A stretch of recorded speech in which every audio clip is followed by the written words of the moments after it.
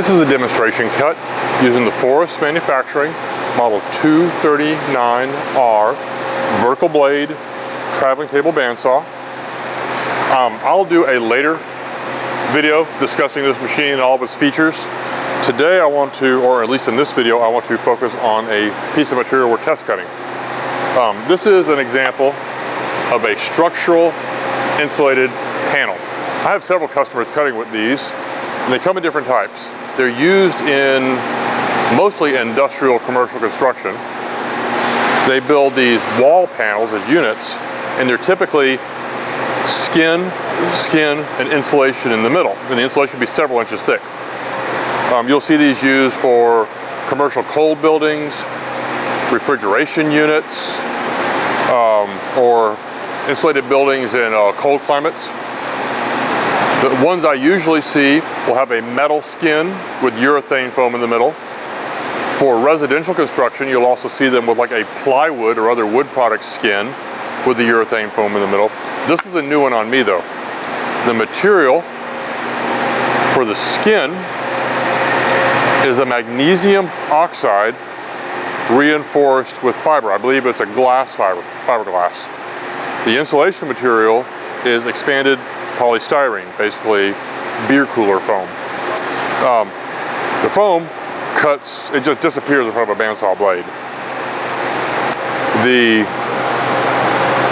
magnesium oxide reinforced with glass, it cuts easily, but at the same time it's very hard and abrasive. So magnesium oxide is basically rock, and glass fiber is glass.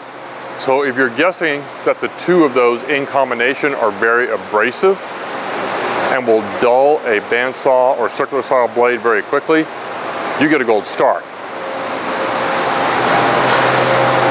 The answer to that is going to be a carbide blade. Just for the sake of demonstration though, I'm going to use a carbon steel blade. And what we have found is we can get anything from 3 to 6 cuts using a plain carbon steel blade before the blade goes so dull it's hard to get a straight cut.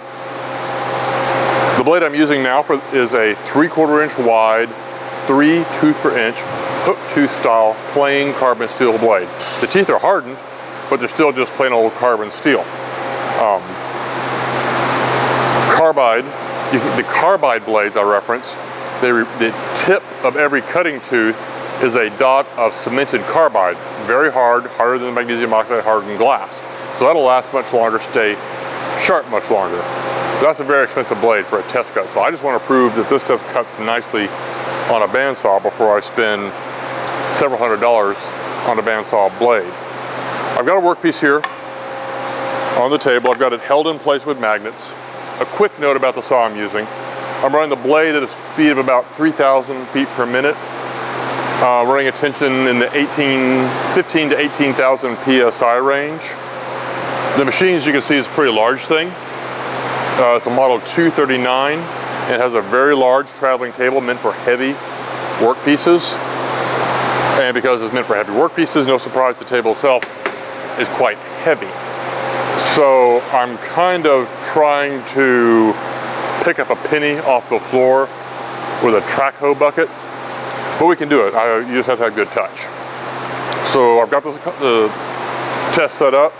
As a temporary matter, I've got the workpiece fixtured in place with magnets.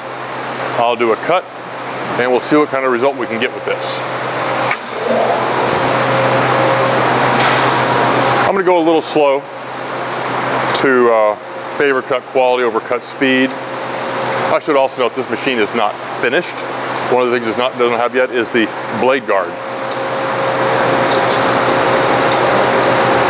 So move up to the workpiece.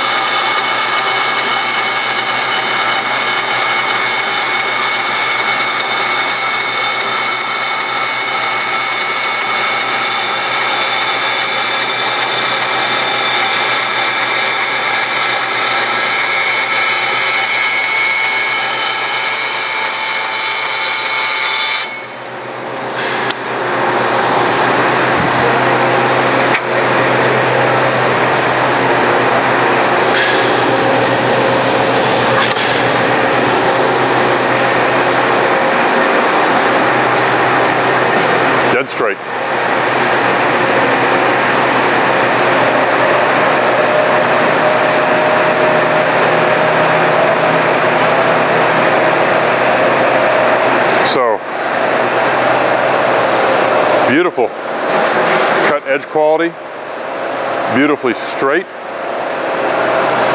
reasonable cut speed. I think for the customer, I'm going to recommend a 1-inch wide blade, carbide teeth, 3 teeth per inch, either a model 204 or 2054. We can certainly cut this. It's just going to be a matter of having a nice beefy blade with carbide teeth. If you have any questions or like to discuss a specific application, please feel free to call or email us here at Forrest Manufacturing. Thank you for your time.